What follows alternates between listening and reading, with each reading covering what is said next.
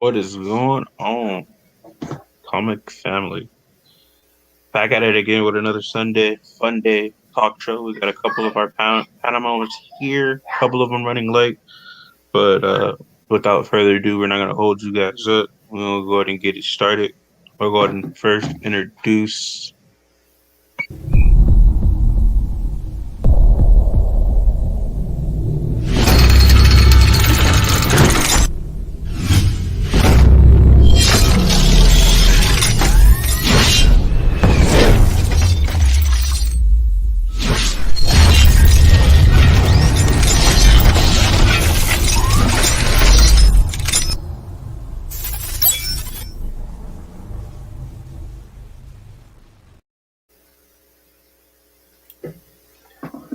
How's it going? How's it going? Thanks for having me here.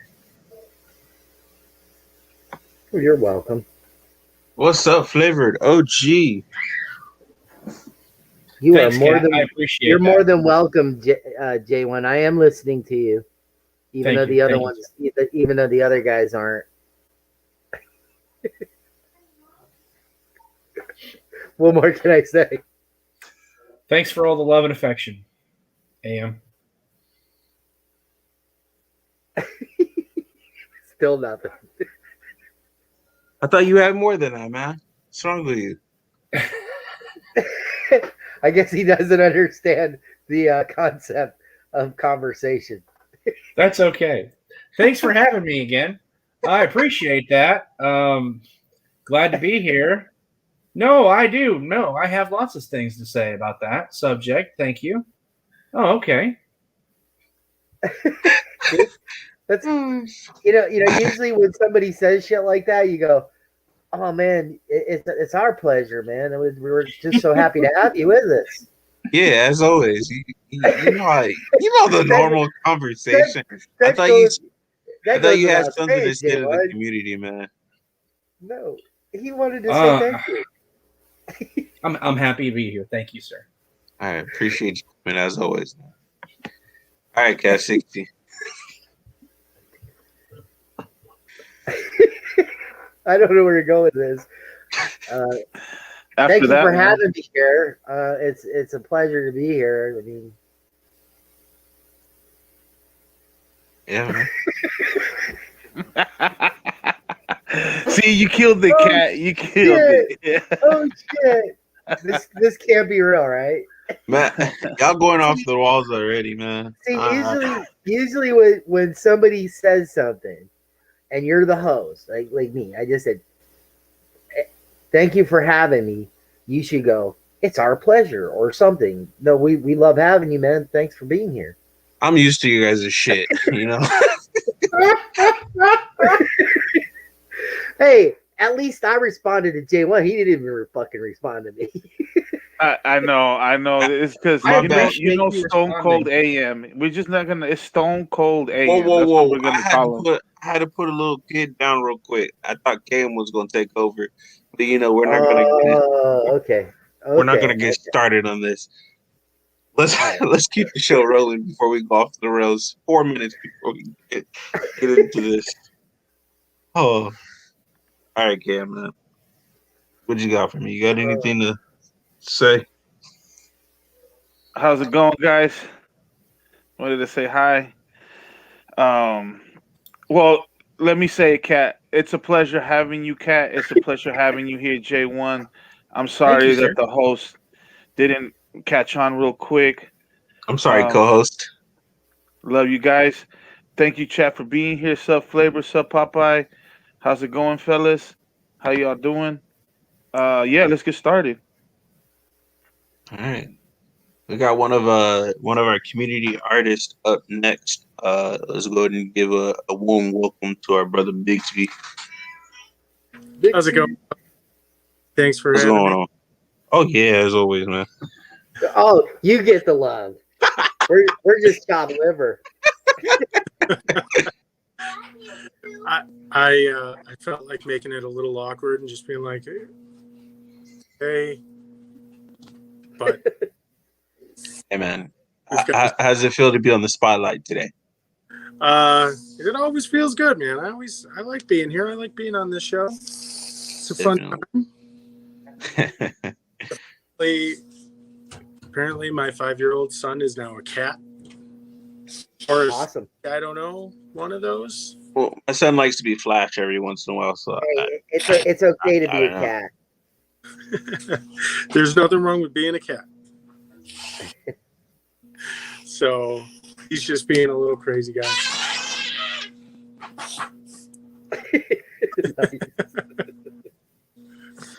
Hey, I'm gonna be right back, man. All right. I kind of got it, man. It wasn't about.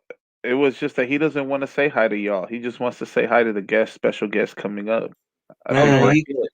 I feel it. I think that's what I just heard. Oh man, you know what? I'm not even going to entertain this. Bixby, what got you into art, man?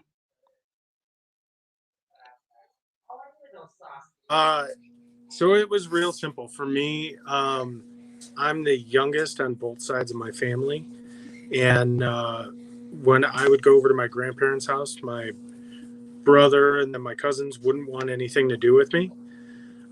So being a little 3, 4, 5-year-old kid, I just started drawing.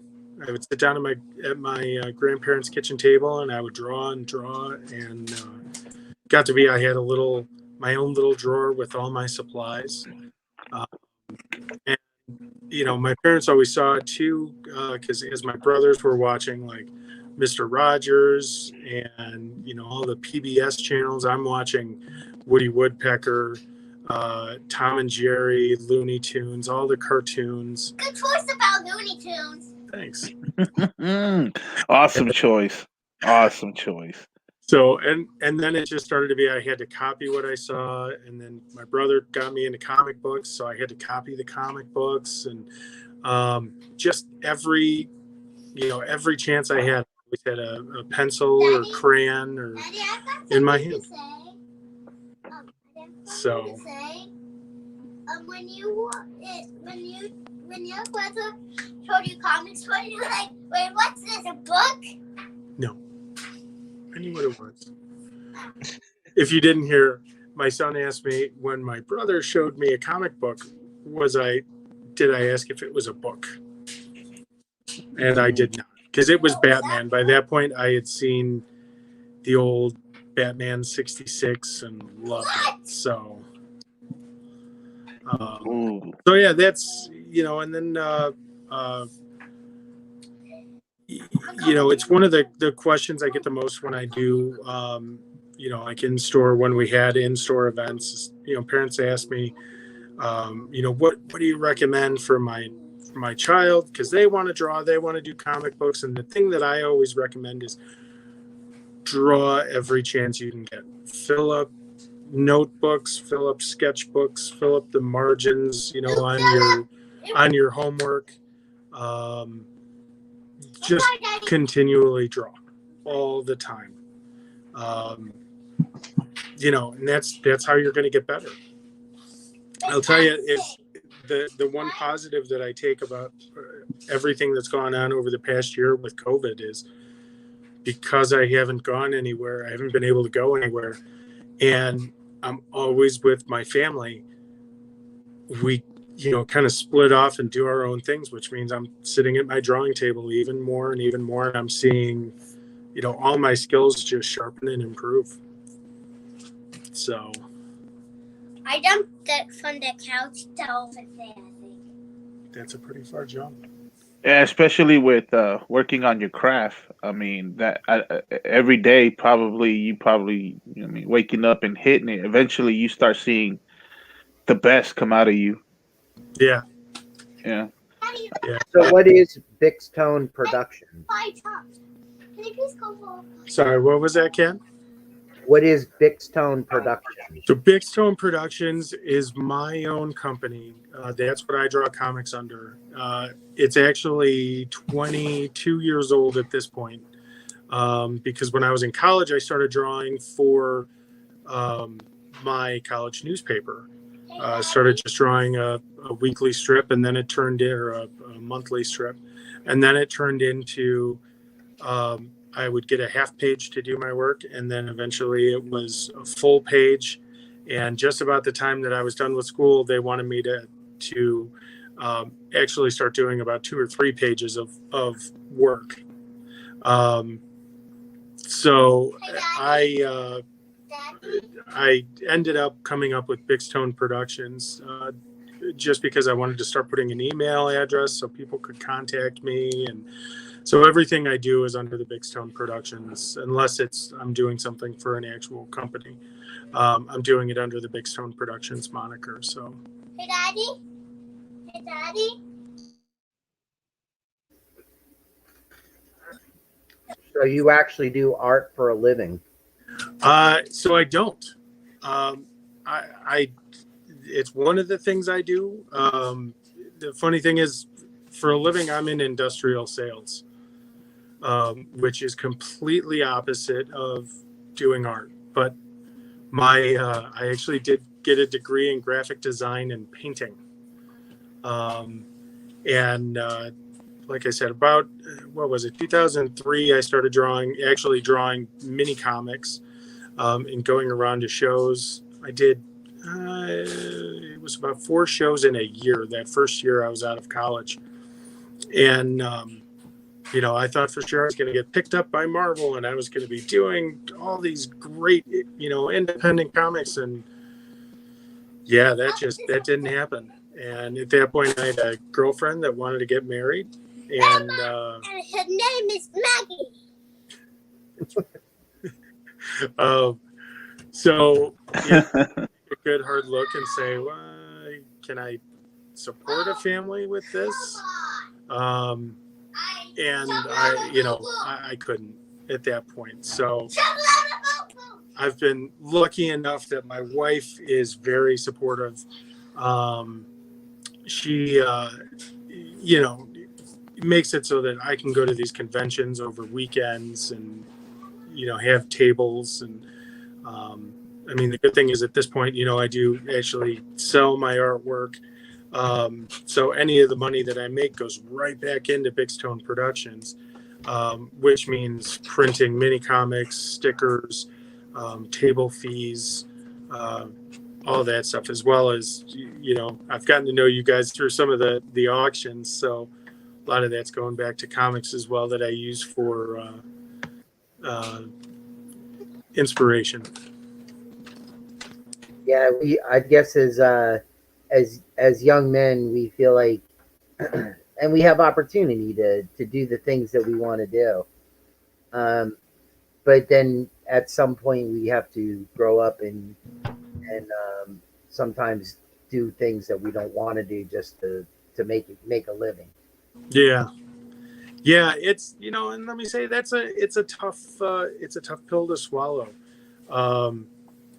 because you're young and idyllic, and you're coming out, especially when you're coming out of college, at that point they're telling you, oh, you can, the world is your oyster, you can do whatever you want to do, you can make this happen. And yeah, it's it's a hard realization to come to that conclusion that I need to be realistic. But well, dude, I'm a musician, and I so yeah, the limo never came to pick me up. I didn't get my own private plane. I don't live in a mansion, and it's so funny because like I was doing in my later years music as a hobby, just going out and playing in bars, but I was doing it 4 times a week. So I was actually making money doing it, but nothing I could support myself with. And I was just surrounded by bitter musicians that they're just so mad. They should have made the big time. They should have been on that big stage, playing in front of 20,000 screaming fans. And yeah. Well, that's, I think, one of the great things with my artistic journey is that I had a teacher that professor when I was in college. She actually was an artist.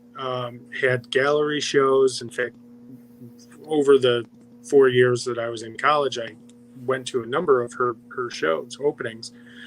But that all didn't come for her until she was, in her late 40s, early 50s. Because she was from the generation where, women might go to college, they might not.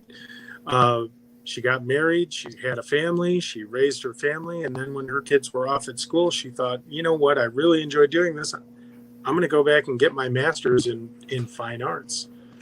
And she turned it into a career late in life. So, heck, look at... Don't ever say 30s and 40s is late in life. No. Trust me. That's still young. That's still young. I turned... I'm saying that because he's still in his 30s. Yeah. I turned 42 on Tuesday, so let's... 40s is young. Especially now where I'm at, it's late in life. No, but that was one of the great things, because you even look at Jack Kirby. Some of the Fantastic Four, that didn't come out for him until he was already in his mid 40s. That's I would love to see any comic book artist at least, that says Jack Kirby wasn't some sort of influence for them. So you got to look at it. It all comes in stride. So it's the thing that I look at in the way, because Kat, I see a lot of bitter artists out there too. That same thing. They just think, oh well, the work that I'm doing is amazing. Why isn't anybody recognizing me for what I do? And the minute I think you take yourself too seriously like that, you've got to step back and just say, should I be doing this anymore? But I constantly look at things, and I'm looking at these different artists saying, hey, the way that you drew this line is fantastic. Show me how you did that. Show me how, if I can go to a meeting with artists and learn one thing, I consider that a major victory. Not because I'm saying that I know everything, but because, if I can find a shortcut how to, say, shade hair, how to, color in hair and shade hair to make it look more realistic, that makes it easier on me. Geez, that's amazing. Can you draw a picture of somebody and make it look like a real person, like a photo?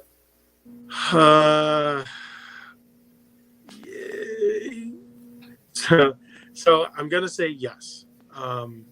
It obviously, for me, drawing in the comic book style that I draw in, I'm going to be able to pump it out a lot quicker. And that's generally what I tend to do when I sit and do comics.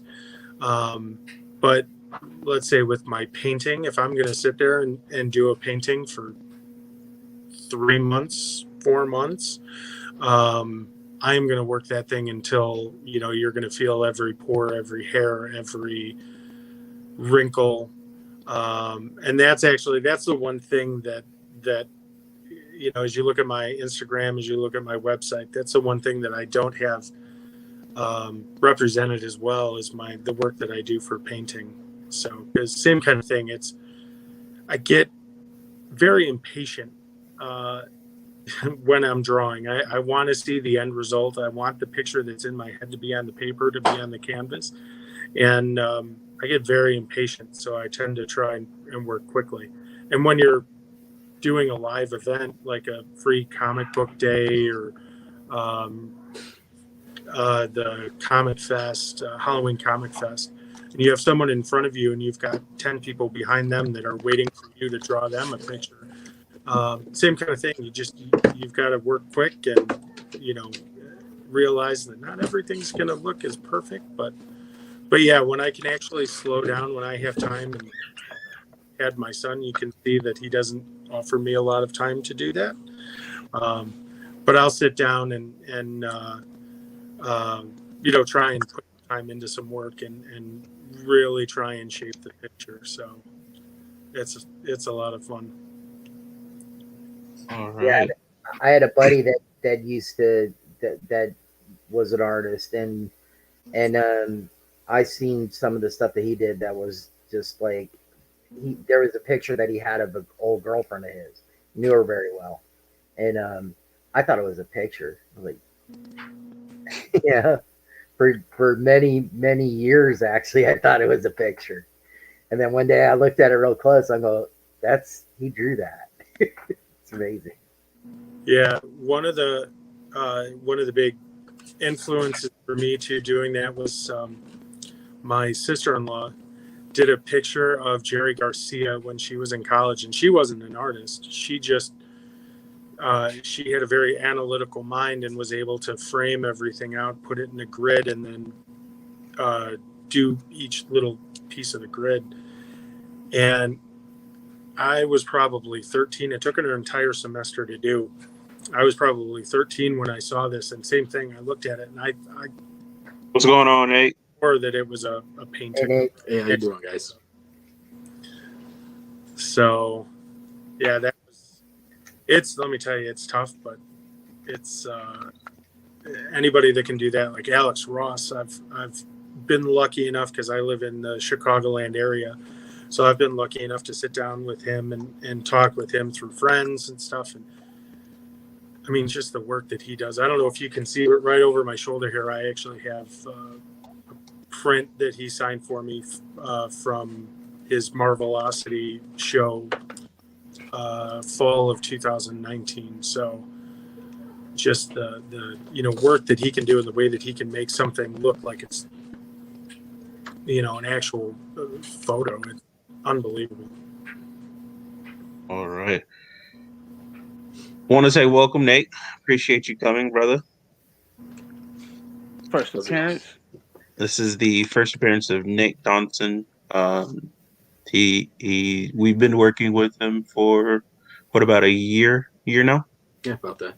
He did our webpage. So for those who have seen our webpage, that is the work of Nate Johnson. You want to go ahead and introduce yourself? Say a little bit about yourself. Right on. I'm Nate. Like they said, I did their website. I did their logo, and that's my, normal job, a graphic designer. In the last probably year and a half, 2 years, I've been, working on getting into comics because I've always liked drawing. I've always been a good artist and started to get some opportunities to do some fun things. The last handful of months, I've been putting prints in the Comic Tom 101 Mystery Mail Call. Fire Prince, which I gotta tell you, that Star Wars one was one of my favorites, bro. I know you got down on a lot of Rangers, but that Star Wars one was I have that one on my wall. Yeah, that Ahsoka Tano. Yeah, man. Well, she became a favorite of my wife's on the show, so I was like, "Oh, babe, you don't even know her history. Let me give you some info." Yeah. And then you came out with the print. I was like, "Dang, icing on the cake." Tells the whole story. Yeah. For anyone that isn't familiar with Nate, he goes by Nate Made It. This is his website. He does have some prints with the Power Ranger Corps, right? Yeah, we only have with COA. Yeah. So that if I'm not mistaken, that is still available. Yeah, we have a couple left.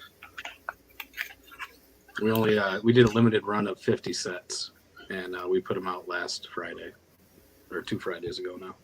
Not bad at all. So I know that we've been also working with Nate in the background to get a few projects done. You mind if I disclose what we're working on right now? Go for it. All right. So what we're working on right now is a cover from Black Mask. It is a book that comes out in April, if I'm not mistaken. I think It, it's it April 21st or something. yeah. I'm trying to find the image.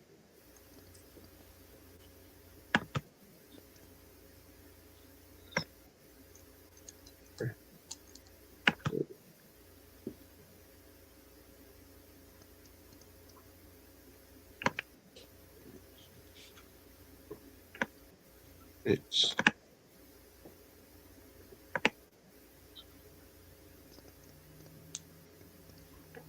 I don't want to take it off the wall, but this one was my favorite one of the Rangers. That's I'm yeah, I'm more into like the dark side, bro. Like you know what I'm saying? Like so a lot of my when you stuff did is this darker. one, I was damn the detail on that Zed, bro.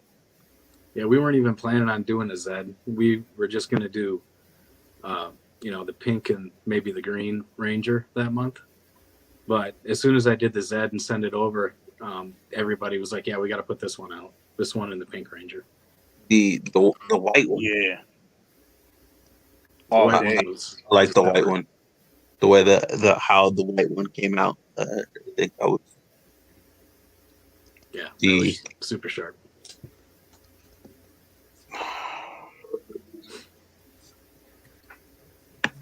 So how long you been doing this? Is this all you're doing now? You said you do website development, right? Yep, I do websites and general consulting, uh, marketing, merchandise, pretty much anything that would have to do with a brand.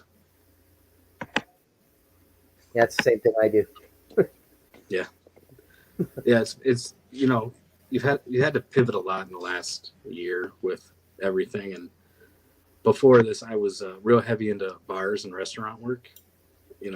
Websites. And I'm everything. same exact thing. Yeah, and it's not. Oh yeah, there's the white and there's Zed.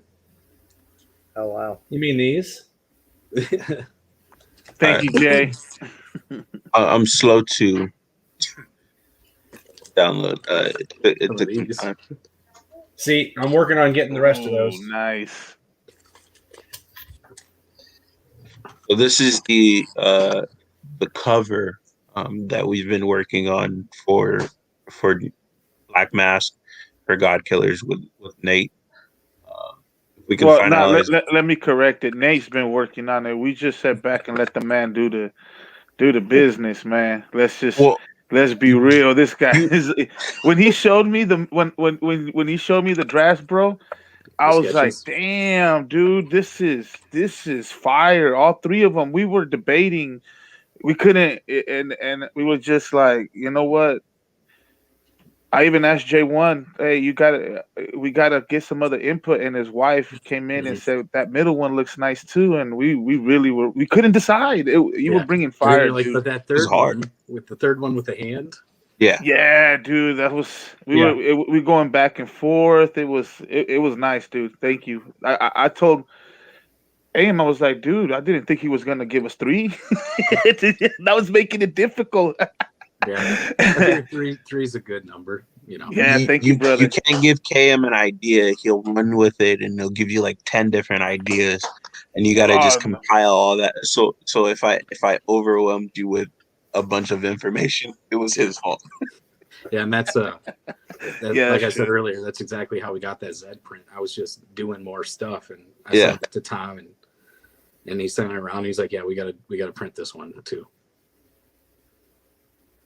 Hey, Man, sometimes that happens, and that's what I was gonna talk to you guys about too. Like we all had our jobs and everything that was providing, but somehow, some way, the hobby came back and supported us through this stretch with the COVID. I mean, with all due, I mean, I found a bunch of you guys on YouTube. I actually wasn't like a YouTube person. I only listened to like Tom and other people to get me through my job, because what I looked at them like a podcast to me was a podcast to get through, enjoy my day at work, and continue on my come home and bag and board. But when I was realizing like, wow, my collection can make money to make my collection better, that's when I realized like, oh wait, I can actually get that first appearance of Venom if I sell this and that book, I'll have enough for my ASM 300. And that's what made it cool for me. This whole year was able to raise up my collection. Kat knows that half of my wall belongs to cool sales he did our way this way. But I mean, I don't like to shop on eBay, man. Like sometimes I feel like you get like I do shop on eBay, but sometimes I feel like you have to either overpay with the market or when you sell, you get a lot of fees. And I like what one of the things that I realized was on these auctions was like you don't have to sell them for a high price, but it's decent. You get to see the collector that is buying the books eventually, because sometimes Bixby will come on and we'll meet the person. We met Jiho, we've met Neji, and we wouldn't be doing this. My bad, JJ. You know I love you, Jay. My bad, Jay. I love you, Jay. I wouldn't. Jay brings one of them. Jay, you know that you were the first person that I actually even met, man. So Jay, you have your one spot with me, brother. Thank you. You taught me a lot in this comic book business with the books. But those are the old days, Jay. Yeah, those are the old days, Jay. Today, not so much. I know. Now it's like, it's that fucking guy. But guys, it was good to see the comic books go up. I think it was cool to see Marvel do its thing in the MCU. Do you think, guys, that it was the MCU and the whole thing that's going around with the shows, with WandaVision, with Mandalorian, is that what's driving up the market? Or do you think it's just the collectors finally getting their dues? I want to hear it from y'all. I'm gonna say that it's all the hype. But things are picking up in collectibles. It's strange in all areas. It's not just comic book. Cards. Everything's picking up. Toys. Yeah. Video games. Everything that was. And I've got an idea of why. Everybody got stuck at home. Yeah. True. So they're flipping. And then everybody started looking around at their home because they're normally at their work for hours on hours, at their desks or whatever job site or whatever. And now they're stuck at home and they're looking around going, man, I need some stuff. As they start thinking about stuff like, what should I get? Then they start watching stuff and looking at stuff. And maybe I want to get some of those comic books I read when I was a kid, or some of those toys I had when I was a kid. The stuff that I couldn't afford back in the day, like Castle Grayskull, right? That was like one of the ultimate He-Man toys. If you had Castle Grayskull. So that exact toy is well over $1,000 now. And people are paying it. I sold mine at a yard sale 5 years ago.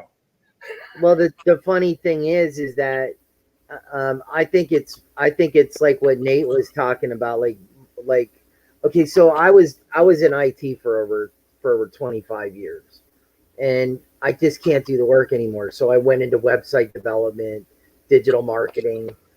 I concentrated on bars and restaurants, just like Nate said he did. It's an easy job.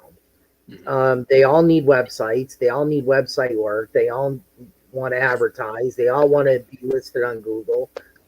There's things that they want. So it's an easy target for a website developer. However, COVID hits and they all shut down. The first thing they get rid of is their marketing. They don't need it anymore. Mm-hmm. So for me, I mean, to be really honest with everybody, I never thought about buying a comic book in my freaking life until COVID hit. And I used to do auctions. So have I sold them before? Yeah. But I sold them in bulk, didn't care, sold them off in boxes, just like a lot of the collectors, buy lots from people who do storage auctions. I used to do them for a hobby, it was fun. So when COVID hit, I went to YouTube and I was looking for ways to make money, and arbitrage has always been a great way to make money. And I found that the storage auction people, because they couldn't do storage auctions anymore and they couldn't go to flea markets, were auctioning all their stuff off on YouTube. And I came across somebody that sold a comic book lot, and I bought it. I thought I was going to make thousands of dollars on it. Wound up it was a piece of shit comic book lot, and I still have a lot of it today. I kind of liked it. I overpaid like a bitch, but I started finding out more about comic books, and I really enjoy them now. I mean, it's amazing. I went my whole life not even thinking about it, and now all of a sudden I'm like totally into it. I think that's a big part too, is that a lot of people were looking for ways to sell, buy and sell stuff to make money because they don't have jobs. So, that's going to drive up the price when you have more demand. Mm-hmm. It's true. Yeah, I think a small part of it is, when you're in meetings all day on Zoom and you want something cool in your background, it's real easy to jump on and buy something cool on eBay or a toy on Amazon to put in your background from like WandaVision or Mandalorian, like you mentioned. Yeah, art looks good. I mean, look at J1 over there gloating about his Venom. I have Zoom meetings and team meetings and all that stuff all the time because I work from home now. I work for the DoD, and I constantly get comments from other guys at wherever, like, what is all that behind you? And I'm like, oh, it's comic book collection and some posters and stuff, and constantly. And so it regularly comes up as a topic of discussion. It's funny that you say that. Yeah. Yeah. They want to know more about the shows. They jump on YouTube. They stumble across somebody talking about the first appearance of White Vision is randomly now super expensive. Yeah. So then they want to go scoop up a copy. Well, I got news for you. I think personally that thing's crashing now because WandaVision's over. But one is over. Whoever bought, hold on to it because I think they're gonna bring him back. But he left, bro. So the thing is that he was never killed. So that there's gonna be extra with him after the show. So I mean, he just flies away after Vision shows him he's Vision. Well, I mean, if they bring Vision back, they're gonna have to either bring him back in the past or as he is White Vision now. Well, that was key. That was key. What we watched in the last part, right here, we burn. We don't care about talking about extra stuff. Nate, if people didn't watch the show, Spoilers are all right. Yeah, you're on the wrong show. Spoilers do happen here. We don't care. This is not. If you are here, you do not want to find out stuff. Just jump off. I understand, but But see, when Vision told Wanda, somewhere somehow there'll be. I'll come. We'll be together again. Well, I'll see. I forget the line that he says. Or I'll see you again. When they were saying bye, the goodbyes at the end. One of the things that I thought about it too, when Vision disappeared, White Vision, is like, what if later on, if Wanda restores the stone, all she has to do is find that White Vision because Vision gave him all his memories. So that White Vision has all of the past Vision's memories stored now in his system. That's why he stopped fighting Vision, right? So he realized he was now more Vision. Remember, they were having that conversation. Who was more of a Vision, right? And he's like, "You're Vision," but they were going back and forth with their old technical book. And then when Vision touched White Vision and gave him his memory, and he was able to store that, I think that gave him more of a chance for us to get the real Vision later. But then you're right, 60. He will no longer be the White Vision. Because Wanda would then, I think, make him into the original Vision. It might be out. That's my kind of like spec on it. I don't know. I might be off, but what do you? That's what I got off of the show. They'll probably bring him back in the movie as White Vision and then change him back to original Vision so that they can double the toys for all the releases. Oh yeah, marketing. They'll do something. They'll bring Tony Stark back. I mean, they'll be there. The story goes, Dude, I've that seen so many grown men cry for Tony. I couldn't believe it. I was looking to my left and right. My boy was crying. I was like, this is embarrassing, man. the story goes that White Vision um, loses all emotion for Wanda. We've already seen that. He has no emotion for her because he's kind of emotionless. You know, he's a robot. He flies off, right? So the story goes that White Vision has no connection with Wanda, flies off, starts like developing emotions and wants to have a family, and turns himself back into the red Vision that like we know, and creates an android family, and that's the Visions. That's my spec. That's my spec right there. That's the next thing. He creates his own family, and he lives a life in suburbs with a wife and kids who get killed, and he's distraught, but starts remembering about Wanda and the boys and goes back with them. So if they want to continue on, I mean, that's the perfect story to go with. Oh, I get you. The Visions. Yeah, the 2016 run. Mhm. Yeah, what's his name? King. Me and Ken had this all worked out. I was just here for props.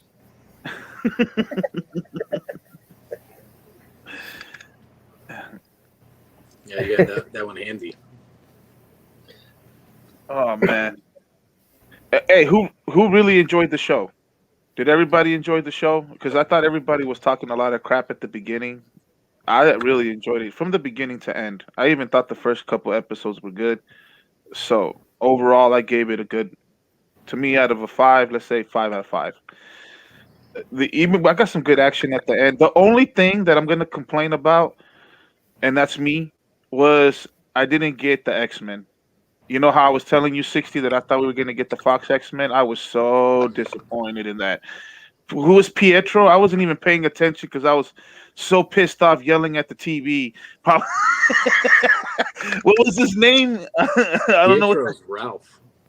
Yeah, Ralph. I was in the. I guess he was some dude from the Community. I was like, come on, man. I thought I was gonna get the Fox X-Men. I thought I was gonna get the whole 9. I thought I was gonna get Wolverine. Oh man, I was so disappointed. But I guess everybody's right. We're getting the Fantastic Four before we're getting the mutants. I thought we were getting the But mutants. I wasn't shocked at all that none of the specs came true. They couldn't bring in Mephisto because there's a market they have that doesn't allow demons to materialize in their culture. So if Disney did that, they would have shut out that freaking culture. I think the reason we're getting the Fantastic Four first is because Disney Plus is going to be doing that Marvel Zombies spinoff, and they have to have Fantastic Four in first. The What If series. Oh, Yep. so they're doing the What If with the Fantastic Four just like the comic? They have to. I mean, how else are they going to do the Marvel Zombies? Well, they do have there is a House of M Fantastic Four too. Yes. Well, it's because I really thought the mutants were going to be in play because WandaVision was going to be revealed to be Scarlet Witch. And once she was revealed to be Scarlet Witch, well, we all know her as a mutant. Right. You know, but I get what everybody was saying about the Fantastic Four, but I was trying to jump the gun on it because I was trying to see because I kind of like that young X-Men. So I thought we were getting the whole young X-Men in there. When I saw him in what it was episode 4 or was it 3? At the end of the show, I think it was 4. But I still think young X-Men or young Avengers actually. Young Avengers has high potential to be another show.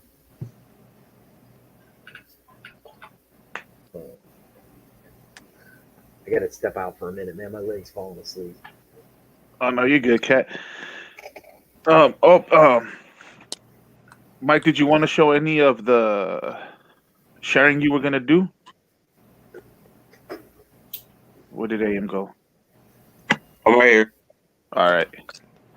Yeah, we were gonna share a couple of the websites and for Big Stone and Nate, and so people can get a good look uh, and get a good information. And thank you again, Nate, for showing up, brother. We appreciate this, man. What we do here is like we don't spec to spec talk. Like we call it a Sunday spec talk because we like to talk about comics, shows, movies, etc. And we just it's all pop culture, so we're not really specking for books. We're specking to like what do we think is gonna happen. So what we like to talk here is like we like to see what's going to be maybe in the future, what it might lead into. Some of us get it wrong, some of us get it right, and it's just a fun back and forth comic talk. You know what I mean? That's what we do here. This is what we do every Sunday. You'll catch us here on the regular J1, Cat 60. You'll catch other people. You'll see other people from the panel, the regular people. You'll start. There's a bunch of people that didn't make it right now that I guess that were running late, and then I guess Meta wasn't able to show up. But yeah, this is how we do. We do a lot of just comic talk on the weekend. Yeah.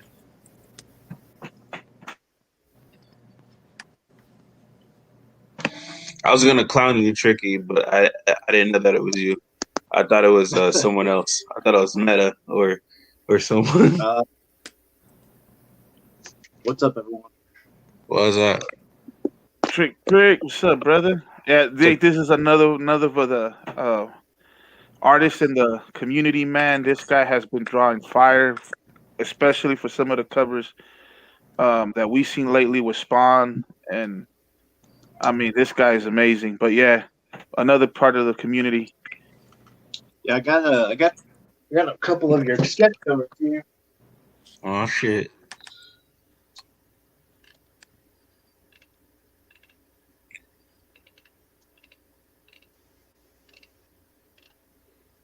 Yeah, I'm waiting for the sketches for Nate to complete the sketches, Tricky to complete the sketches, and then we'll have a an artist page on our website as well. Once all that's done. I've only gotten 4 done because I'm not motivated often, but I think you'll like it.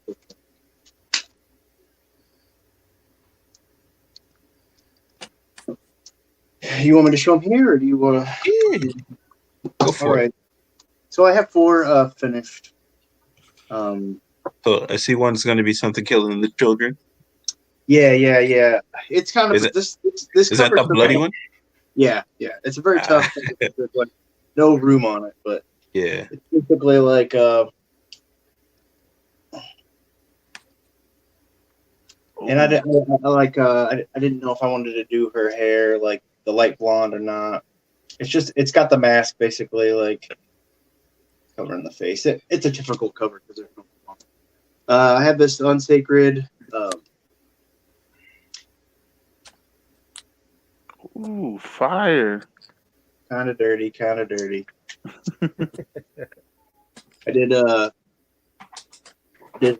did Mars Attacks. That's awesome. Hey, Mars Attacks DB jumping in everybody's shit though. Hey. I really like I like the crossover idea because like it's almost like a what if. Like we don't really know. It's still like a what if type of ordeal where anything can happen. But I just think the idea of playing with different ideas is pretty fun. So Tricky, that's awesome, awesome, buddy. that's incredible, man. we did this one today. It's a little more risque, but in Deceased Dead Planet, Mary Marvel's in it, and so I did a cute backside cover where her chest would be like lighting up with lightning. So that's what I got so far. Still working on them. Those will all go to you guys. Those are yours. Oh, nice. Thank you, Trick. Hey, Nate, one of the things we've been talking here, I want to get your opinion on this. Have you read Crossover? Yeah. What did you think, bro? Did you think we were gonna get the real crossover with DC, or are you still thinking that's gonna happen, or where's your mind on that one? I wanted it to happen sooner, but it might happen late. I don't know. Yeah. I'm just. So you thinking it's gonna happen, or we got some doubters. I hope it does. Big doubter. We got some big doubter. Not me. I'm gonna have a lot of people eat crow, but not me. I'm still thinking that it's gonna happen. I have a feeling that it's gonna happen down the line. I have. You know how it's gonna say? What is it? What is his last issue on that run? Since you 8. look at 8, and then the 8. new it's gonna start the new storyline on 9, right? So it's gonna continue to go, right? I'm sorry. 6 is the last part of Kids Love volume Change. 1. Yeah, So Kids volume Love Change 2 ends on 6. Ends on 6, and we get 7 would be the beginning of the 6 would be that one where he drops something. It's either the one before it. It has to be a cliffhanger. What did you think, Big Stone? I don't know. I know the last time I was on, we kind of talked about it. So far, I've liked it, and I don't know if I've picked up on everything. I think the story is really clever. I think some of the just background little Easter eggs that they have in there are pretty neat. And for me, like, I'll be honest, even if they don't pay off and have like a full DC Marvel crossover, Image crossover, the fact that, you know, in the jail scene, we see a guy that looks like Batman, we see a guy that looks like Spawn, we see a guy that, you know, to me, I think it's clever. I mean, it even, what was it, issue 3, that it looked like it was you had the Shadow of the Robot where people were speculating that it was the Shogun Warriors cover, the reverse image of that. Yep. Gundam. Man, I thought even that was kind of cool, because when I thought it was Shogun Warriors, I love Shogun Warriors. That's a series to this day. Like, if I find it in an old comic shop and half price books, like, you know, it's usually at 50 cents or $1 for an issue. I'm gonna pick it up even if I already have it. But it's all those things I kind of love. It's, to me, crossover right now, and it's almost like a little kid playing with his action figures, where he's got the Star Wars guys, he's got, you know, the Marvel Secret Wars, the DC superpowers, and they are all just in it together, and it doesn't matter what it is. Like that, and to me, that's what I love about it. Back. Yeah, that's a cool way to think about it. Tricky, what did you think so far? We haven't had your opinion on this one. I've only read a couple of the issues.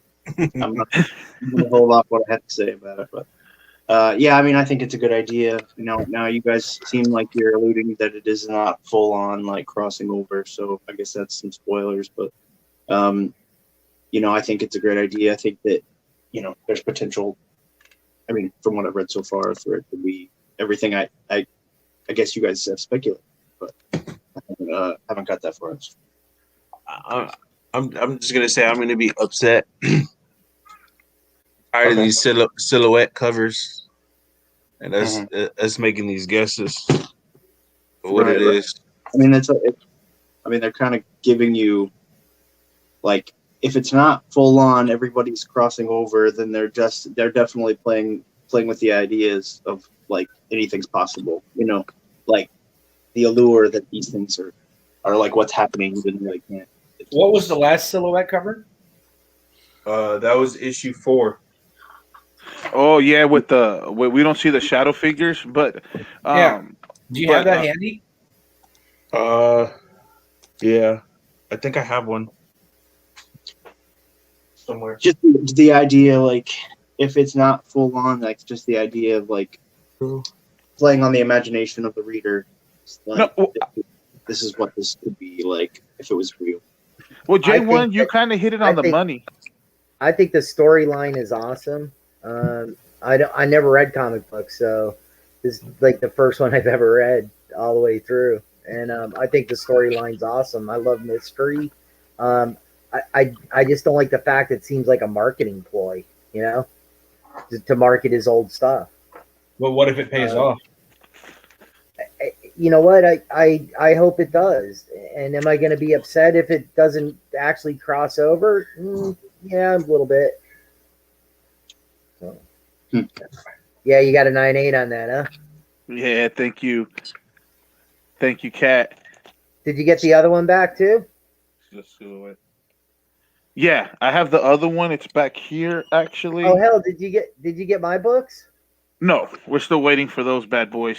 Oh my god. I got this one. It's because we send them in different shipping. Since you send them from, these got there from your house to there, so it was quick. At least you weren't a part of the Eastman. Well, Kat, you live in Florida. You're like right up there from them. So these two got there like in days. Yeah, 2 days. Though, yeah. Well, you know what? That's what I really thought about this book. I thought that my whole thing was I thought that I was gonna see Spawn hold Valifax, and I think I'm getting closer to that. I don't know. I'm not like Issue specking but I really thought that when I saw Spawn on issue 3, I thought it was leading into Spawn holding Valifax. Remember, Jay, you know how we were doing the exclusive cover? You know how I was getting, I was trying to have that Spawn holding Valifax like by issue 2. But nobody wanted to, nobody kind of thought we were gonna have Spawn in it or not, and it really didn't. And then bam, Spawn came out in issue 3, but we just see the his leg and the cape, so we don't really get to see the face. So we just see the hand, a piece of the leg, and some of the cape. So that's why I really wasn't so disappointed. But we got to see, what was it? What's that dude's name, Jay? Madman Einstein. Madman Einstein is the one that's wielding Valifax on that cover. I'm just like, What's up, Max? We got Max in the chat. Max is also another artist of the community.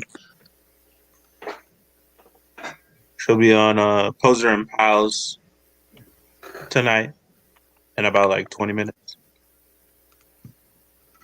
did you read any of the books from the 90s, Nate? Like the comic books, like 91, 92? Not back that far yet. Nah. And one of the things I found out, and J1 hit it right on the money. I don't know if you want to pull me up. Like that's that dude right there that's mixed up with the Punisher and the Cyclops. He's in the back of that comic book. I'm telling you, this guy Cates he knows how to throw little Easter eggs in there. The Max character? Or are you talking about? No, the one that's with the Punisher chest. Oh, okay. You remember that? Remember when you would read the books at the end, like at the back end of the pages, it will tell you like you want to draw your own character, send your image to Marvel, yada yada yada, and then it would have Cyclops, it would have Punisher's chest, and he put them right there on the thing, getting worked on. But J1 hit it right on the money. Like you can see some of the hands, like I mean. You can see like what Jay was hitting at. That's true. They're gonna butcher them, but that's that part. But I still have a feeling that we're gonna get the real deal. I just feel that they're dragging it out. They're just giving you a cool little story before we get the thing. But I don't know if eventually we'll get it. Like some of the panel said, the front of that cover. If it happens, it happens. Cover. If it doesn't, so you got Madman Einstein wielding Valifax, and then on that front cover, it's all the pieced together guys that they're going to snap after him. Yeah, see, that's what I was thinking, Jay. You were right on the money, because if you're going to put Wolverines, right? But what, you know what I'm saying? So like, I think it's going to be a mixture. Yeah, it could be a way for them to like just re-Frankenstein the characters, so they won't have to be like the complete likeness. So there will be no like issues with the like. And that's what other people on the panel were saying, Tricky. Exactly what you're saying to see exactly, so they wouldn't be hit with a copy or anything like that, copyright. But I mean, like what's up, brother? I I was still thinking the way Donnie put it. He kind of said it was going to be some major book and a crossover between. You know what I mean? I thought he meant Marvel, but I don't know. Like I'm still not doubting it. I still think we're gonna get maybe a good crossover connection. I'm still thinking it might be DC also in the mix because of what I was reading with Scott Snyder on what he was doing with Justice League. And I don't want to get all into that, but if you were reading Justice League, they were tearing up the multiverse too. So Donny Cates is tearing up the multiverse, and so was Scott Snyder tearing up the multiverse in DC in their own perspective, and both of them write for Image. You know, so I was thinking that that's going to be the connection where we get that whole crossover. But it's when they do it, and I think who was it that got the info? I don't know who was it that got the info that said that Scott Snyder was eventually going to write a couple issues of crossover with Donny. I'm not sure if it. I think that was Meta. Okay. But I'm not sure eventually. So it's not going to be in phase 1. It's not going to be in the Kids Love Chains. No, I don't think so. You know, so we may get that down the line. We got Capullo going back over there and working with McFarlane, and then we got some McFarlane working with Snyder. I mean, with Cates on his crossover book. So that's where I was thinking that we were going to get it. You know, so that's just me being me. That's how I was looking at it. I don't know if I'm still not doubting it, but that's how I put my pieces together of why I'm still focusing on the book. I do got a question for these fellows here. You know, you guys are artists, and I'm sure you hit Artist Alley when you go to Comic-Con or when you went to Comic-Con. Have you set up at Comic-Con ever, like your own booth, or is it something you aspire to do one day? Nate, I've never had a booth at Comic-Con. Okay. I've been to a handful of Comic-Cons. The last one was C2E2. Yeah, I was in. So you hit Artist Alley then, probably, right? Oh yeah, all over it. I'd love to have a booth, but I don't know if I would just want a booth for art because I want to put out some stories sometime. Right. The whole reason getting into drawing comics was to make a comic, bucket list. As an artist, I want to tackle all the, traditional art, digital art. Telling a story in a comic book was one of the things I wanted to do. So that's what got me on this. Nice. And I have been at conventions. I've been at I started off on like the Wizard World circuit back when it was Wizard World. Good. Ooh, Yeah. nice. A decent convention. I have not done C2E2 yet. That is one I've been trying to get into. I've been waitlisted for it. And some of my friends have actually gotten into it and done it. And there is a secret way to get into it, but I just have not pulled the trigger on it yet because it is fairly expensive for a table there too. And then I've done library shows, fairground shows, everything in between the big show and the absolute tiny show. So it's a lot of fun, and I will say the one thing that I always get bummed out about when I do a convention is I can't go around and see everybody else's stuff. At a smaller show, you can do it a little bit easier because you can get away. But at like a C2E2 or Wizard World, it's because it's such a massive show, it's tough to get around and see everybody's stuff. And that's some of the best things that, in walking around these conventions. I've stumbled upon Scotty Young eating a hot dog and, just happened to have a book there and asked him if he could sign it for me, or same thing with Frank Cho, or, even walking by and accidentally bumping into George Perez, stuff like that. Like all of this really happens in Artist Alley, but when you're stuck behind your table, Right. You don't get it. You might be able to catch someone, but no, let me tell you, it's great both ways. I love being a vendor. I love being a patron. Right. Nice. Yeah, I've had I've back when Wizard World was decent. I had I never set up there. I've done it in Minnesota. Like they have a fall con in Minnesota. I've done it a few times, like a Mid Ohio con, and then I've set up in Chicago. It was like back when C2E2 was small and Wizard World was big, and there would be like times where artists wouldn't show up, and I would just sit at their table and call shit for people walking by. But so I've set up at cons, and I did like me and my buddy self-published this book called Blood, Guts, and Bushido. It's just basically like samurai horror, had monsters and zombies and stuff. But like my art was so shit back then, like it's pretty rough to look at it. Like look through it, it's bad. But back then, I wasn't selling the book because I thought, since I was big into horror, everyone would be into it for the horror, but the only people that stopped were in it for like the samurai aspect of it. They like Japanese culture and stuff like that, and it was a great story. Shitty art. Definitely fun to go through Artist Alley and see, like, kind of like just get inspired by people or pick up original art or prints. Definitely a fun time. Tricky. Let's be fair though. Artists are generally their own worst critics. It's true, but if you've seen it, you would spit on it. You're like, this is terrible. Nah, actually, I seen some of your work. It's fire, brother. I was gonna ask, based on you were talking about have you done your own book, like from beginning to end, cover and?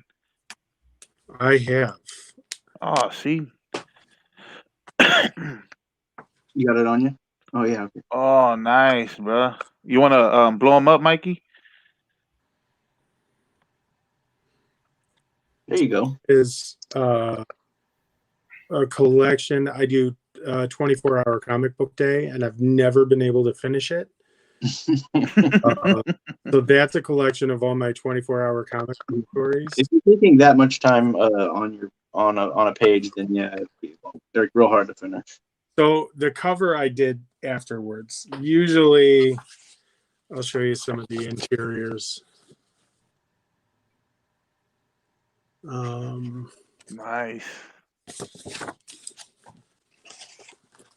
And this is all original stories too.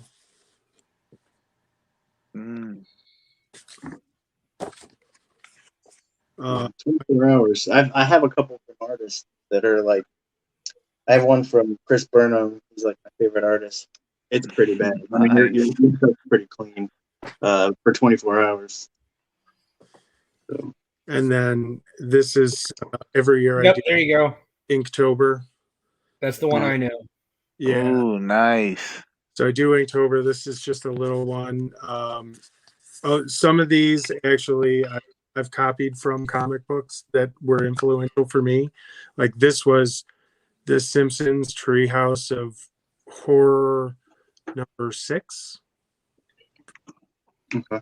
The back cover was Spider-Man. Thanos. There's a Spider-Man Thanos where he's holding Spider-Man. Yep. Yeah. Okay. Oh yeah. What is that? Wasn't it on the web of Spider? No, it was just a Spider-Man issue, right? Yeah, the Spider-Man. Of course, one of the most influential comics of my youth. Spawn #1. Oh, nice. Mm-hmm. Yeah, it's so much easier to like draw, even like just recreate like that. Did you have something to look at to like show you? Yeah, I do it all the time. So in these, I would usually take like, I don't know, maybe 2-3 hours to do because they're fairly small. But then the rest of the book, I'm actually trying to tell a story throughout the whole thing. So what's this character's name? Mystery Man. Oh, okay. So this is a guy that I created him 20 years ago, just on a whim, and I really liked him, and I've just molded him over the years to how he looks now. So, and then I've been a part of the Hero Initiative, and for C2E2 we put out an actual. This is a 100-page comic book. It's a collaboration between like 5 different artists where they're the main characters, but then there's like 40 different artists that work on it. So these are pretty fun books to do. There's another one here too. This is actually, I was taking pictures for my website, so I still have a bunch of stuff on my side table here. But this is one of my favorite ones. I love the cover. I love the story in it. It's a nice old school trifold cover, and it's kind of nice because we've got all the characters. Oh, that's sick. Yeah, you guys right there. Yeah, Mystery Man right there. Mystery Man's right on the back cover. That's my villain, Devil Man, too. Okay. Oh. Who's the artist on the cover? Was it you? No, his name is Stan Tanaka. Okay. So he, dude, is pretty awesome. He makes us all look actually pretty ridiculous. He makes our characters look fantastic, but our guys look pretty ridiculous. So this is all my art for the issue. So nice. Yeah, and then it's fun because we at C2E2 we have we actually do have a signing day, and we all get together and sign it. So usually everybody tries to sign it like over their works. But on the other one we have a page where we all signed it. So it was, the last one was 41 different artists. So yeah, that's actually one of the things I'm working on now. One of the numerous things I'm working on. We're doing another issue for C2E2 in December, and that'll be released on that Saturday. And by then, I'm hoping to actually have my own book out as well, like full size. Probably do 300-400 copies of it. So see what I can do. Ooh, and publishing wise, you're doing your own thing, or you're Yeah, so publishing wise, I've been lucky enough. I'm actually working on stories for Ayak. So that'll be in some upcoming issues. But usually I publish my own stuff and try and get it out there. Oh, nice, bro. Anything you got going on in the near future, Nate? I mean, as soon as I can make it happen, is, but I've been. I mean, that you're able to share like right now. Oh, I don't have any specific news to share right now. Just a lot of irons in the fire. Oh yeah. I'm probably just gonna end up doing some interior art myself. I've been putting it off because I wasn't sure if I wanted to be a sequential artist, but might as well give it a go. Yeah, man. Yeah, man. That's what I was gonna ask you. When Bixby, when you say, "Oh, you're gonna give it a go," just like Nate said. Like, when did you feel it? Like, when did you know it was time? So for me, it was after I've done probably about 20 pages, like 20 full-size pages, and I'm giving my artwork to other people to put in their books, and I'm thinking, this is really silly. I'm doing all this work. Why don't I put this out in my own book? So that was, and then same thing with the mini comics. I don't know if you guys remember Wizard Edge. It was like a little subset of Wizard magazine. So I think it was the first couple issues were their own independent issues, but then they started putting them in Wizard magazine. There was a Jim Mafood did a how to make mini comics little featurette, and I was in college. I was doing newspaper strips, and I was like, I can do this. Like, this is easy. I can collect all these strips. I can put them together in a comic book, and I'm gonna put it out. I'm gonna do this.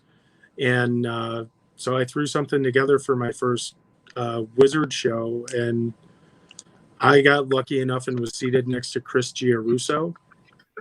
And I thought that every convention was going to be like that. And I was going to sell a crap ton of books. And it wasn't. So, Yeah, sure. It's definitely like that in my experience. Like, you know, maybe a issue or so sold, but it was all really just me. I would just draw. Someone would walk by, see it, did a couple commissions. That's it. You know. let me tell you, though, I mean, maybe you would disagree, but even like when somebody comes by and buys one commission from you like that, the first time that actually happened to me, somebody had me draw a Nightcrawler, and I was like, I'm a professional artist now. All right, here we go. Yeah. So Yeah, good feeling. Hey, I once was told, because like I played with a lot of people that hit big stages, were touring, and guy came up. He was the drummer for Molly Hatchet, and we invited him up to play a couple songs. And I mentioned, oh man, it's so awesome to play with the professional musician. And he goes, what do you mean? You play with professional musicians all the time? I'm like, okay. And he goes, yeah, you get paid for what you do, right? You're a professional. So it's how you look at it. You know, if one person pays you, you're getting paid for work for something. You're a professional. yeah. Yeah, you know what? I'm gonna hit that on Cat exactly, because that's what I was gonna tell you guys. I'm an indie lover, man. I love indie books. I buy indie books, and back when I was still hitting a lot of the LCSs, you can ask AM. There was, remember that local writer AM that had a I guess he went to the comic shop and he sold the shop some of his books, and the comic shop would have them there, you know, up on the shelf or whatnot. So I picked them up, and you know, he was some local guy from around the area or something, but he was out there putting his work, his book, and I read it, and it was a decent read. And sometimes, man, I feel like hitting the pavement is good, man, and getting your work out there and just throwing it out, man. You never know that story might be the one that, you know what I'm saying, might get somebody's attention. But like it got me as a reader. I don't know who the cat was. Shoot, I never done anything like that, and to me, I'll give him his props if I would have seen him, because it was a good read. Um, I don't know if he got discouraged, but I didn't see issue number 2 or 3 there. But man, I would have picked up issue number 2 and probably number 3 if I would have kept liking the story. But yeah, man, I mean, I love hearing stories like from y'all, because it's like, Yeah, go ahead. No, you good. Oh. Go. There's a huge percentage of people who self-publish and don't get past the first issue. I think a lot of it's just like what he said is, you know, like, you know, it's like, or me in my experience, like I might have traded books with indie people, but you know, I not really like sold a lot, and it gets discouraging, especially when you're like going from con to con, setting up, and this is back when like booths were cheap, you know, so like I the first book published, I drew like maybe over half of both the next 2 issues, but nothing ever came. You know, the writer got bored of it, I got bored of it, and we just stopped. You know, and unless I think it's what's most motivating is like if you have the means to be consistent and you go to cons all the time. There's a what's his name? He did a book called Arsenic Law. And he's actually kind of has like a small cult following, but it's like dark humor. I can't quite remember his name, but he's, he was very consistent about showing up everywhere, and drawing. I don't know. Like I know when I draw, like I'm on a stint where I'm like drawing all the time, and then I'll have weeks of time to like I just don't draw anything. I don't really feel like drawing, so it's really hard. It's the sacrifice. The guy is out there doing what he wants to do, and he's sacrificing his time and his money. He's sacrificing his time and he's risking his money. Right.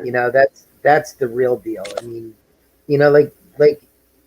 so as artists, if you guys wanted to do an indie, you got to pay for publishing, right? You got to pay for the printing. You got to have it printed up. So, I mean, there's a cost involved, and then who's going to buy the book? And then you got to go out and actually put it in front of people's faces. If you pay for a booth, there's a cost. I mean, it's just like playing music. I spend $3,000 on a guitar. I spend $2,000 on an amp. I spend $10,000 on a PA, and I'm out playing bars 4 nights a week for $100. What's the reward? What's the reward for me? $400 a month, and I still got to buy strings, and I got to still keep going. I did make money after a certain amount of time, but my God, it takes a long time. And it's kind of the beauty of crowdfunding, but you have to have a product that you can show, and then it does still take money to present something that people can get behind. Money and time. Oh, when you we got a perfect example right here with Big Stone. Big Stone, you said how long your production's been? 20 or 22 years? 22 years. That's that props right there, brother. That's what I'm saying. You see, same thing with AM. I mean, when we got together and we did this whole Amkm thing, and we reached out to Nate. It was investment after investment after investment. There was no payout for us at the beginning, but to able to hire an employee this year and keep on growing, that's the reward in my point of view. And I'm gonna continue to grind it with Nate as far as I can grind it. My bad, Nate, if I'll give you some extra work, brother, but No, man. Well, when I hit you up late nights, it's usually because it's him. I had a weird dream, and there was something coming up in my head, and I'm always thinking, brother. I'm always having some thoughts in me. It's weird, but I tell my boy, like, we gotta keep it pushing, man. We can't stop. Like, if we stop and settle, then I always live by this. What have you done for me lately? And it's my motto. It's weird. It's a motto that I live by. But okay, I did that yesterday. That was cool. That was Monday. Today's Tuesday. What you gonna do? Okay, you did that Tuesday. Cool. Today's Wednesday. What you doing? So, Popeye, if you want to slack it Wednesday, Thursday, Saturday, Sunday, by Monday you ain't getting nothing, bro. But that's one of the main focuses that has driven me. And Mike, when he's tired, I tell him take the day off. I'll keep it pushing. And there's days that I'm tired, and he's like, "Hey, rest, and I got you." But you can't. You got to build a strong team. It can't be just you solo, like you just said. That's what I said. Trick. Once you find that one writer that you're gonna mesh with the best, I think that's where you're gonna hit it off because your artwork is beast. So it's just the consistency of finding that writer, or maybe you're gonna have to write that story, big dog, because it looks like that's your ultimate goal. But I feel like it's like a toss up, man. Like Kat said it right there, man. It's investment after investment, man. So, but once you see the payoff, if you start settling in that point, then I think that's when it becomes like, okay, Is it really what you want to do, or is this just what you thought you really wanted to do? And I love comic books. I didn't think that this is what I want to do, but like I'm telling AM, the more I wake up, this is what I want to do. Like I want to grow in this. I want to, you know what I'm saying, get stuff going, hang out at cons, you know what I'm saying? It's a fun atmosphere. So So I yeah, you think know. Jay had a video he wanted to share, and then Poser extended the auction time by 10 minutes, and we're past that. So I'm sorry. I just wanted to share it.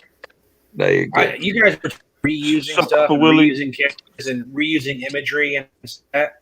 And I thought this was one of the closest examples of exactly that.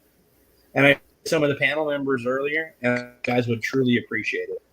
This is just a little simple video, but tell me what you guys.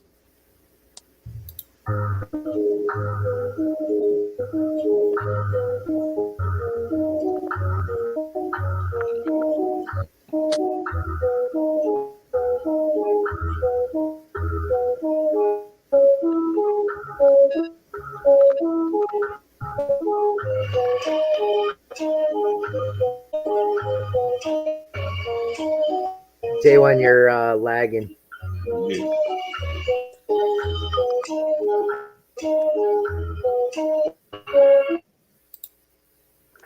What? Hey, J1, put the link to that in private. Okay. We'll think about that. Like perfect example using something over again. Right. You guys. Yeah, I think a lot of like I watch a lot of like original art and the people who are coming out today, you know, you could say like there's nothing new under the sun as far as like this shit goes, but like they're just like reinventing the wheel like in 2020, 2021.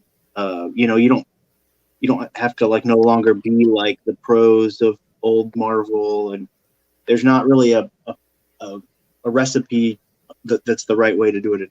You know, you can be so diverse and so different in your art, and that's what's awesome about it. Is you can put out anything, and it can be creative, and you don't have to have like you know, proportions don't have to be right necessarily. Like we have people like Scotty Young who just have big heads and little kid bodies or whatever, and it's all fantastic.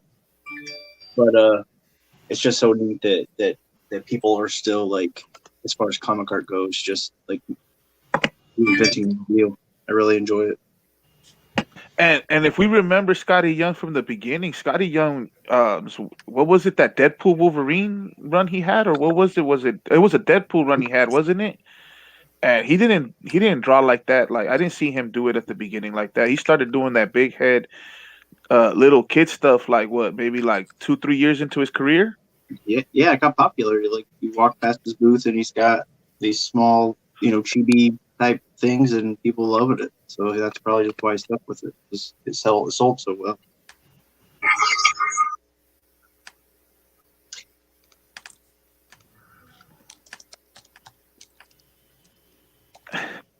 Jay, you're an ass. You're gonna call out Disney.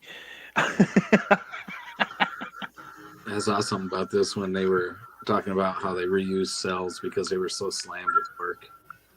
And it's crazy when you put it side by side. Damn. And those are two iconic movies, aren't they? Oh no, that's the third one there. That's King Arthur. Absolutely. That's Jungle the great. Oh my God! It's multiple movies up in this piece. Yeah. So, Hey, what was that next video that was coming up? The hell if I know. We ain't playing it though. It looked something about farting. I don't know. Looked a little promiscuous. No, yeah, it skips over to J1's porn stream, and he's just like, It was J1's link, so we That wasn't mine. damn it, J1. Kids I watch wasn't sharing that. it. Kids watching. I think Cat 60 was. That wasn't me. Hey, I followed Then who won? That was AM. you guys. Was it? See, was okay, that's AM. a lot. All right. I followed you guys on Timer. guys. You All guys, right. you. So it was nice to meet you guys. These turds are about to shut down. So Yeah, it was nice meeting you too, Tricky. Yeah, thanks for having me on. Nate, it was a good meeting, man. I actually looked up your those Power Ranger. What are they? Prints? Yeah. Yeah, So limited to 50 sets, right? Yep, 50 cents. We Yeah, I found some. I might pick them up. they're sweet. And And it comes with a COA, right? Yeah, I put a COA card with it and signed that card. I've signed some of them, but people have to ask for that because I signed 600 of the Dune prints when I put them in the mail call, and that took a lot of time. Oh yeah. Well, I'm gonna have to find my set that I ordered That's because the I thing. need the rest of them. I've only got the 2. That Dune print. Yes. That's Yeah, where the I like that. I like that one a lot. That was the first one I put in the mail call. Yeah, you tickled my something was killing my ice can, and then I didn't get the Dune. Yeah, there's only I did, 600. and then sell me theirs. They're right over. J1, you're lagging huge. It's Big time. Hey, Nate, I hope you don't take this the wrong way, brother. I hope you don't take this the wrong way. But, man, you remind me of the dude from my favorite show, Ragnar, from Vikings, man. God dang, you look, man, I was thinking about it the whole time. I'm like, damn, this dude looks like Ragnar, man. Like, I never really Dude, I met you in love that person, show. Nate. But, damn, G, you... It's because Damn. I'm the one that usually talks to you, Nate. I was like, man, this is the first time I seen you real close up, dude. Damn. I mean, I watched the whole season of Vikings, man. 1, 2. I did too. It's a great Oh, you show. did too? Badass show, bro. Love the show, man. My wife won't watch it because I look like Ragnar way too much. Yeah, dude, it was way too much. I was like, not even just a little, bro. It was like a lot. No, it's like, the you same. just need the tattoos, bro, and it's there. Like, Yeah. So I got yeah, gee, that's why when you turn to the side, I was like, wait the fuck up. Is that the side too? Like, nah, man, that's cool, man. That's cool. That's one of my favorite shows, bro.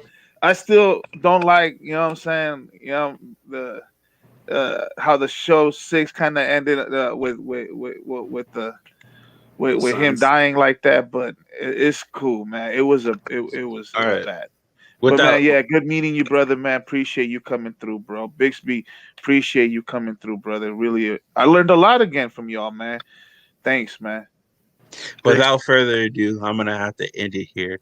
It's always fun in the chat. You know that we always go longer than expected. Sometimes we go off the walls. This time we actually stayed cordial. So I appreciate the panel for that one. Nate, thank you for coming out, man. I appreciate it. Hopefully we can have you on another one of our shows to get more in depth about what you do and kind of get the community to know a little bit more about you. I have to do some of those sketch covers. Yeah. Hey, take your time, definitely, man. We definitely want to get that up on the webpage. So whenever you are finished, I know you're busy, man, with the family and everything going on, and all the work that you do in the background. So we appreciate being able to work with you. Absolutely, it's fun working with you, fun watching you grow, and fun doing new projects. Yeah, man. We would have never been able to do it if it wasn't for your help. So we definitely do appreciate you. Yeah, thanks a lot, brother, for a lot that you do, bro. Thank you. Absolutely. So with that being said, I appreciate everyone that came out this week. We'll be back next week, as always, with a Sunday Funday talk show. See you guys next week.